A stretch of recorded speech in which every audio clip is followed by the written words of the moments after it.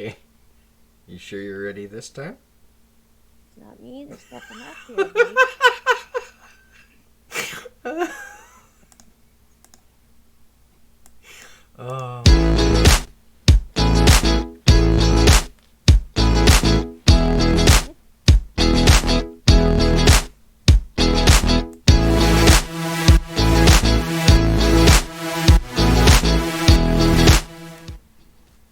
I'm just screwing all these buttons up. Screw it, that's the one we're going with. Welcome to the launch episode of the Disability Inclusion Podcast. I'm fired. Hi Sarah. Why don't you tell Hi. everyone about yourself? Jake could very well be fired by the end of this episode. I'm Sarah Colbert. I was diagnosed with fibromyalgia over 20 years ago, and it compounds with migraines and chronic fatigue and man, brain fog. Uh, so I have been completely off work now for 10 years and have been battling ODSP and the Ministry of Health. I have gone the route of contacting my MPP, having sit downs, writing letters, and have not gotten anywhere. So this year, just after the lockdown started, I was fortunate enough to connect with the ODS Poverty Group and met Jay through that group. And we did some great work with them. But we got to a point where we didn't really have a sense of direction. And Jay and I decided to branch off and look at a couple different projects. And this was one of the projects that that we have been working on. In the meantime, I'm also knitting all the time. It is actually killing me right now to not have my knitting needles in hand. Um, that We're not interviewing someone else. You can knit if you want. sorry, I'm low on yarn anyways, and so I've been knitting dishcloths to try and sell them to pay for an upper plate because I've been trying to get ODSP to pay for a partial for 8 years, and now I'm to the point where I have four teeth left on the top and still not getting any help from them. So I've raised more than half the money so far, and I'm still working away at that project. So if you see me in anything other than the Disability Inclusion Podcast, you would see me knitting. Back to you, Jay. Tell us about you. I'm Jay. Okay, there you go. So we Ha ha. we can go on to what the show is about. Um, I'm Jay Woodruff. I'm a human rights advocate, mostly known for my disability rights advocacy. Um, I took to Twitter at the start of the pandemic, like a lot of people, to get a source of communication, I guess, and a way to bitch and complain about the things that were going on in my life. Um, my whole life, I'd been going to doctors off and on, complaining about this, that, and the other, and it didn't end up going anywhere. I kept getting told things like it's growing pains or toughen up or it's all in your head, anxiety, so on and so forth. So I went through life in a lot of discomfort, and then finally I woke up one day and my hands would not move, and my arms and legs and feet and back and everything felt like I was hit by a bus. And then they finally decided to explore if there was something wrong. I was diagnosed with rheumatoid arthritis, which is an autoimmune disease. But since then, since the pandemic has happened, my doctor feels there's other things that they want to explore. But because of the lockdown and because I have the more and more known word of comorbidities, I can't really go out. So I've been doing a lot of stuff on 99% of my existence is on Twitter with advocacy. And I started getting aware of the fact that Twitter bitching, although a lot of good can come from it, a lot of bad can come from it, such as the people that you were bitching out or bitching at, both, um, ends up, you can be muted by anyone and not know. So if you're muted by someone that can actually work towards change, like a politician, an MP, MPP, you're not getting anywhere. So I started looking at official ways to deal with things, and I launched a House of Commons petition that was sponsored by Hamilton Centre NDP MP Matt Green, and he helped me to make sure that it was all good and proper, because there's so many strict rules for an official petition. And then a whole whack of people got behind it, and at the same time the ODS poverty movement was going on, and we were really at the middle of that, where there was so much community going on. Everyone was trying to support everyone and what they were trying to do. But I started to get away from just Twitter and trying to actually work with politicians and learn about how to deal with politicians. And one of the big things is, during the ODS poverty movement, we were trying to get more and more exposure and trying to reach media, to the point where I was just straight up telling media, like, why are you guys not willing to talk to us? And trying to ask reporters how we can talk to them. And thankfully we've met a couple really amazing people, like Dahlia on the goods on CFRA, I think it is 580 680. Just look up the goods, and a couple of other reporters. But the access is almost impossible for the disabled community. And that's where I started coming up with the idea to do a podcast where, instead of trying to go after them, get them to come to us. And one of the biggest things that I noticed is, no matter who's asking questions, it could be someone from mainstream media who is a disability advocate, but they're still employed, so they have to follow company rules in that. So when it comes time to asking questions or getting follow through, if it comes from the disabled community, it's very brief and it's normally dodged. So this was our way of trying to get access to politicians, to specialists like doctors. And this is our official launch, but we had 2 other episodes. The first one was with Ryan Imgrund, a biostatician. The second one was with Nickelbelt MPP Frangelina, who is the health critic. And we got to talk to them from a perspective of, well, what about the disabled community? And what about this? And what about this? And so far it's worked. And also, because I really want people to be able to share their story. That's the number one power we have. This is a place where we don't have to wait for a TV station or a radio station or a newspaper to listen to us.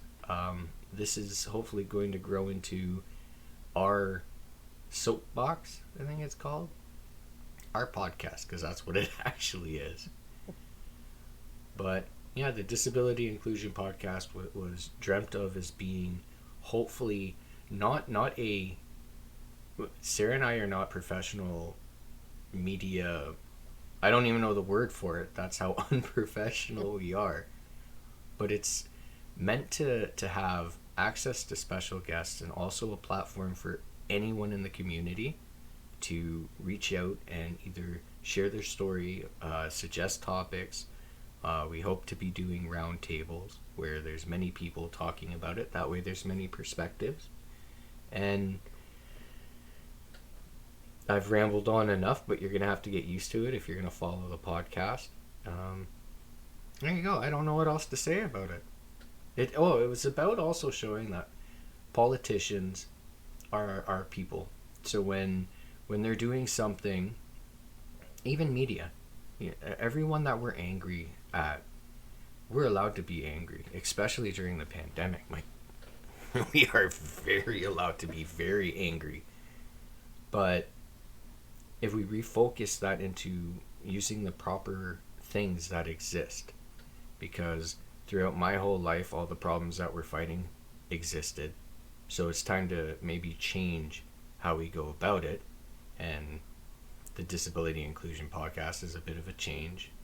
And also talking to politicians, talking to media, but not about us, about them, to find out how best the disabled community or advocates can work with them instead of us sitting back and being angry at them and taking control of our situation. So there you go. So it's also learning about policy processes, um, what kind of thing ties the hands of people that are the government that's in power. Their hands are tied sometimes too. So uh, it's not just all necessarily all their fault.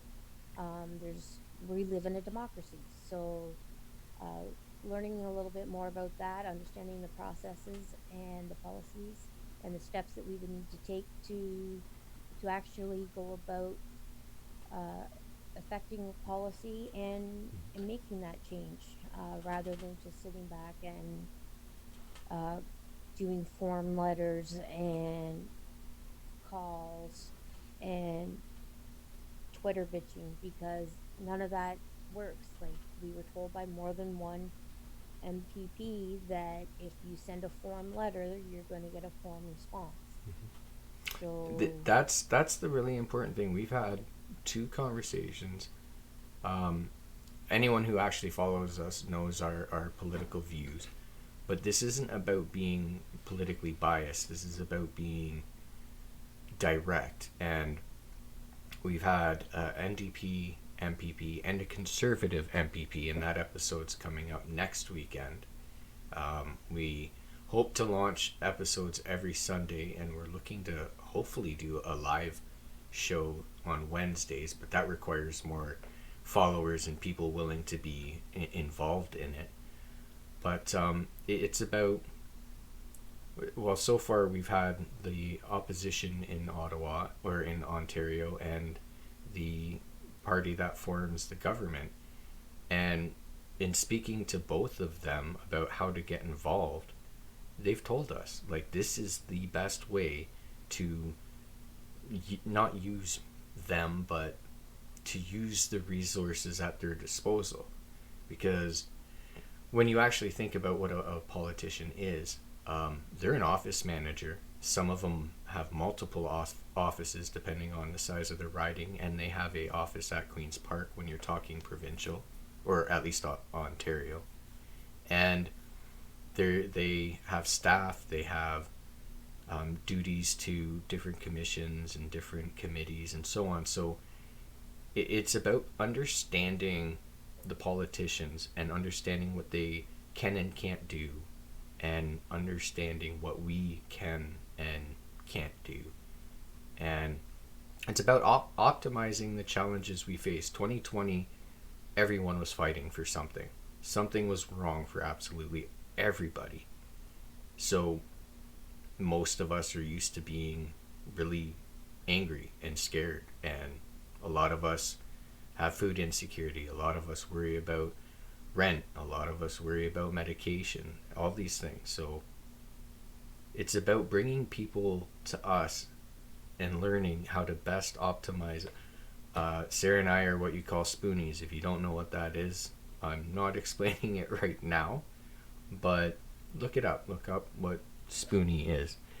and It's I've actually reached out to the author of that, and really, really hopeful that she'll respond and be interested in coming on. But she has so many requests that I doubt that she will get her on. but it's about better focusing our efforts, because if you followed us, you know that I don't have any interest in gatekeeping, and I have zero interest in ableism.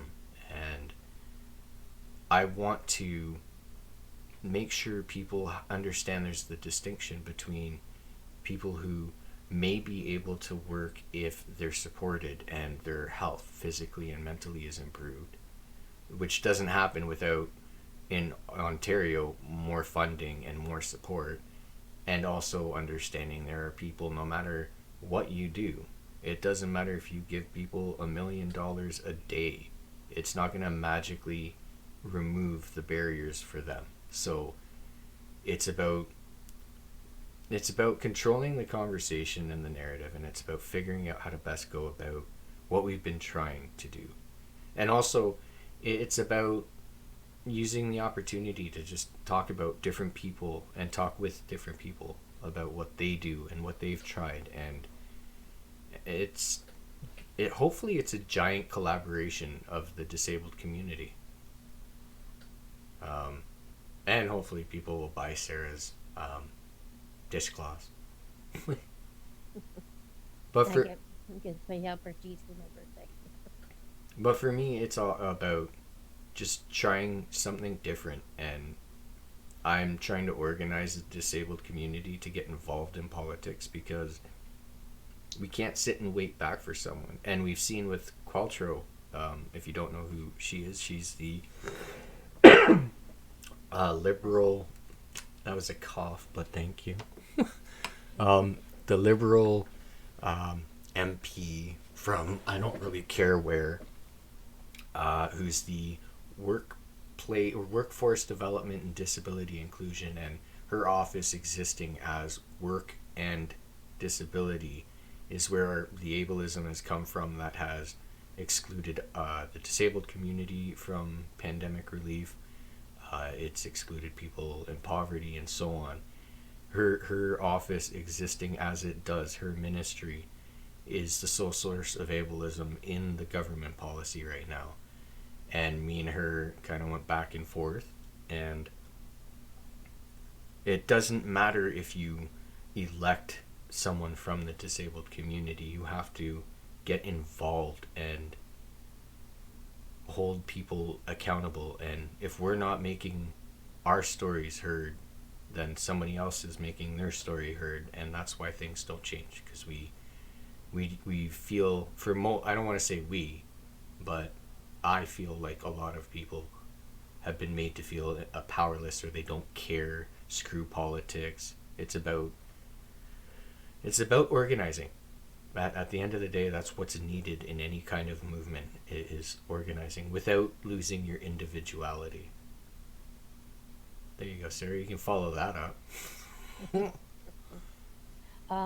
Where I was going to go next was with getting involved.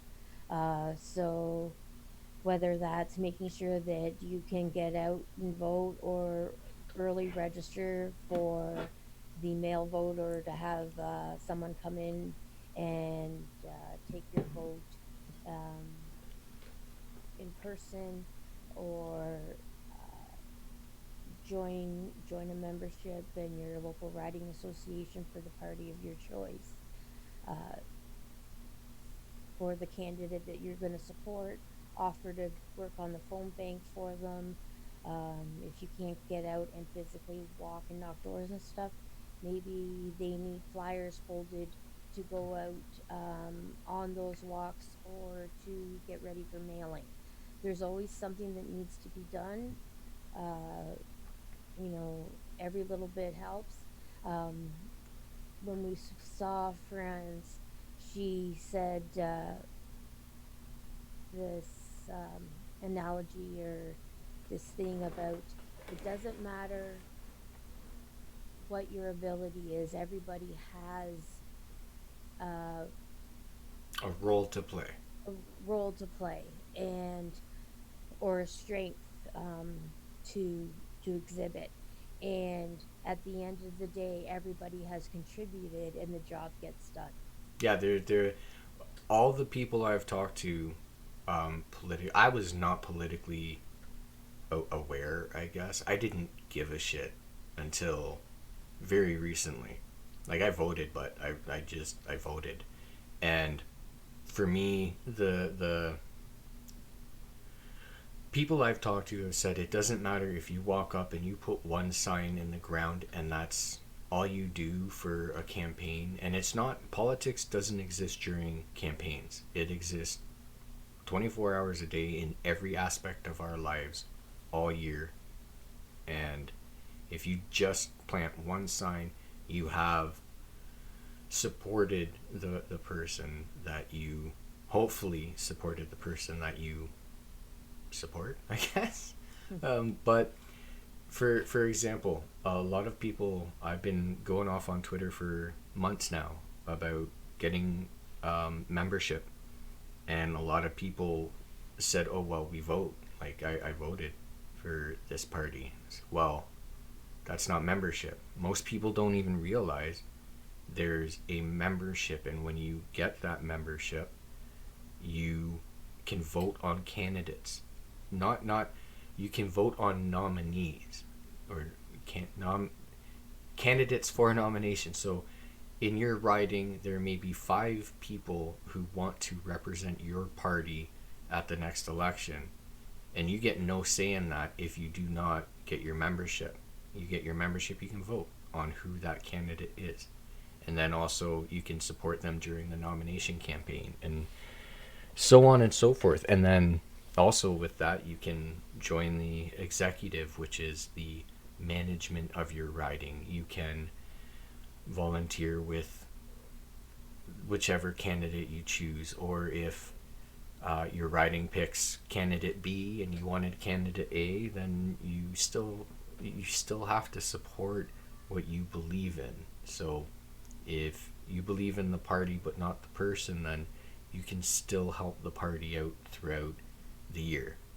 And it's also about holding it depends on the ridings, but you hold meetings regularly to decide things, how to do things in the community, what to do, how to promote whatever you want to promote. Because over the pandemic, the NDP, who I support openly and fully, we're trying to get a wealth tax during the stages of presenting these bills. Or I don't even know at the moment, because brain fog is awesome when you're trying to talk. Private member. It was a private member bill. Sorry, yes. In that, and a lot of people in the disabled community are very aware of basic incomes, or universal basic income, or guaranteed, so on and so forth. So Leo Gazan's Motion 46, these things, they get support ahead of time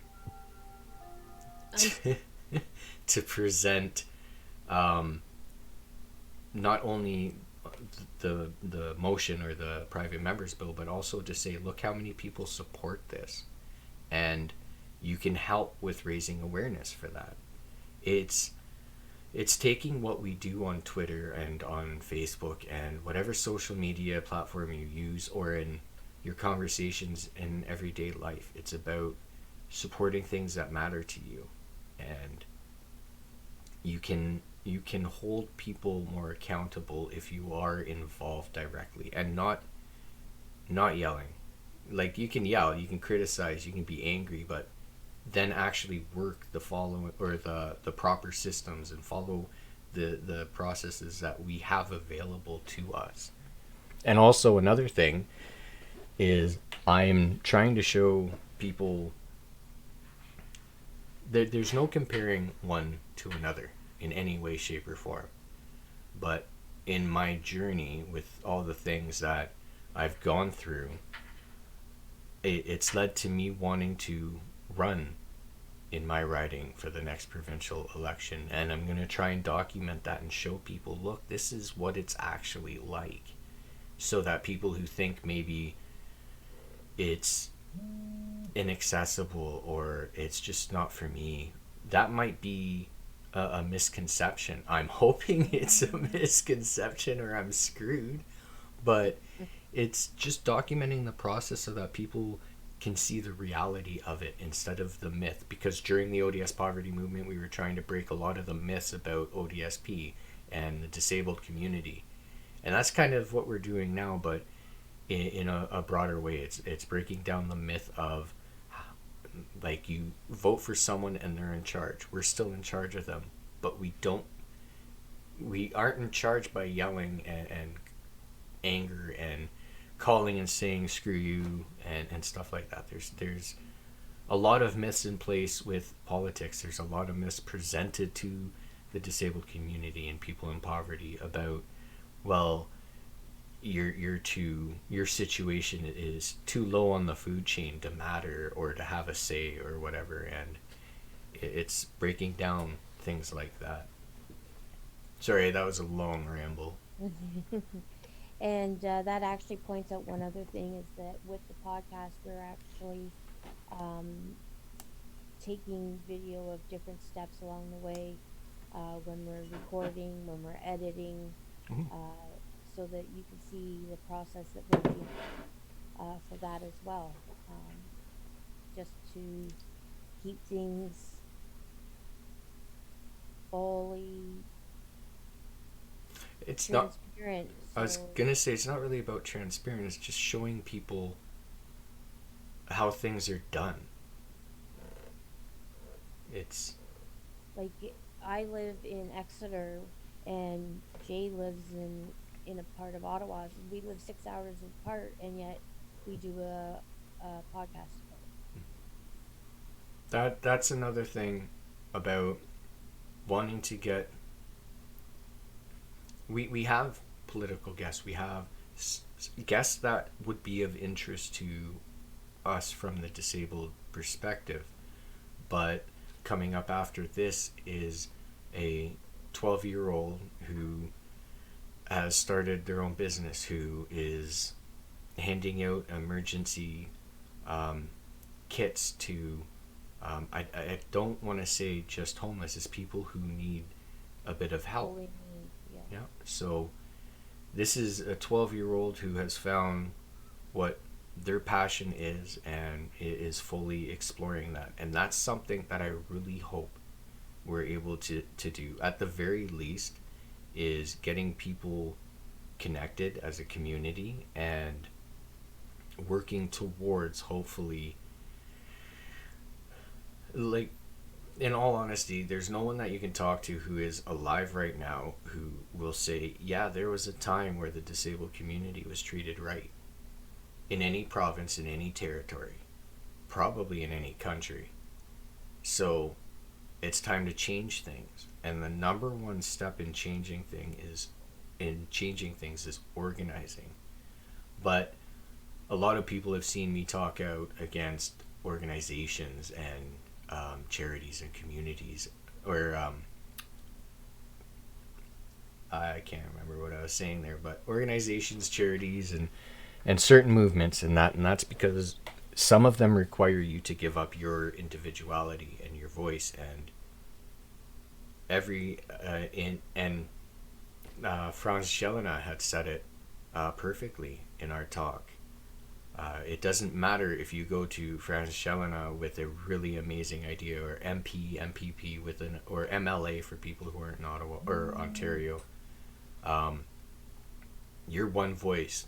The MP or MPP is one voice. If there's two very powerful people, it's still two people. So it's about the organization. So if someone in the community is doing something, then we can all rally behind it. And it's staying individual, but as a organized community. And I'm against giving up your voice or giving up your story. And that's with the different guests and the different, hopefully the community starts taking part in this, and we start meeting different people doing different things, be it arts and craft, be it organizing themselves, being activists, advocates, just whatever they are doing, and sharing their story, because that's the most unique thing about you is your story, and sharing it's the most powerful thing you can do. And hopefully this becomes that platform for many people. That's our plan. You had no idea what to say there, did you? Nope. That's our plan.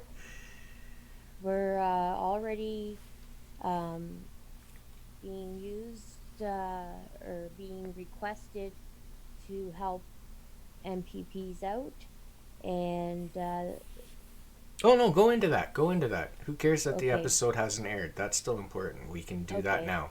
So Lisa Thompson, MPP, she's got the Ministry of Government and Social Services, no, Government and Consumer Services. That's what it is. And so I had, in our interview, had addressed accessibility issues at some Service Ontario sites. Coming And up Sunday. Next Sunday. the episode's coming up next Sunday. And she has requested that if anybody has um, experienced accessibility issues at any of the Service Ontario sites, Or any service at or all. any of the services, any of the Service Ontario services, to filter that information to me. um, and I will compile all that information and then forward it to her, and then she will get on top of getting those situations resolved. So if you have a physical barrier at any place, if you No, so any Service Ontario. I'm not I'm not taking any complaints for accessibility issues at any building in yes, Ontario. It's so Service Ontario sites. her ministry is responsible for Service Ontario. So when we talked about the barriers to service, I had asked about, for me, my local Service Ontario, they don't offer everything. And that's because there's two different types of Service Ontario. There's the government one, and then almost a franchise one.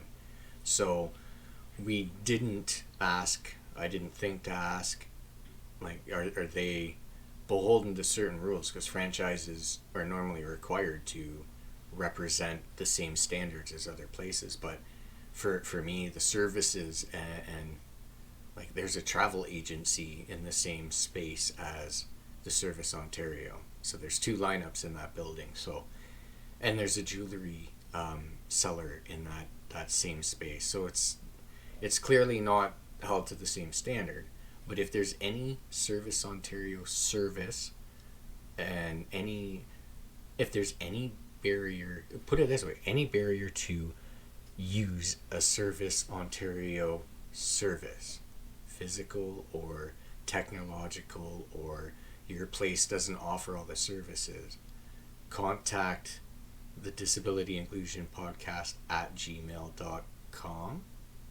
It's a new email address. We'll put it in the descriptions of whatever you're listening or watching to, and we're going to compile it all and we're going to put it to the Honorable Lisa Thompson, and hopefully we'll be able to track it for you. So here's our first accountability test. So this is being aired tomorrow, which is the 3rd of January 2021. The episode airs next weekend, or next Sunday, which is the 9th. 10th. Learn how to read a calendar, Jay. So if you out in the community can just flood that email with the location, or if it's online, or if it's a technology issue, your phone's too old, your phone's broken and you can't see the screen to use a website, like any barrier at all, put either the place, the location, you need to make sure you put the location. You need to highlight what specific service. If there's all of them, don't list them all. Just say it's an issue to use any service, and just get that off. As many as we can compile, and then we'll record the process, and we're gonna learn together as a community what the power of accountability is by getting involved with this.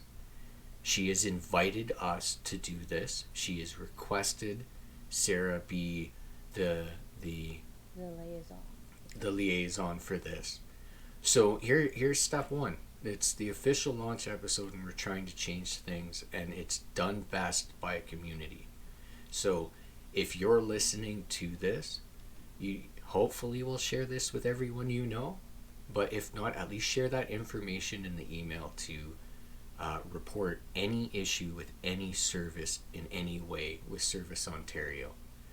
And we'll follow it up. And if I would like to be able to say that if it's just Sarah and I taking that information, it will get changed.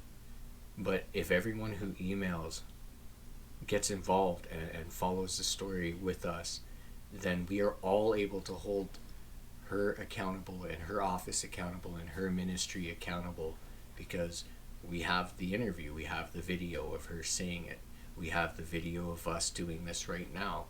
We'll have hopefully the video of us saying we got 5,000 emails about this.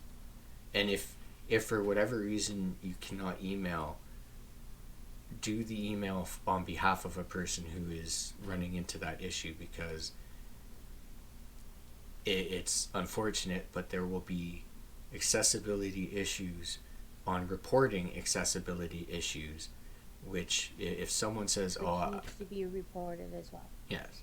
So it's get as deep as you can and get as detailed as you can, and we'll make this a mission that we prove the power of the disabled community when we organize and focus.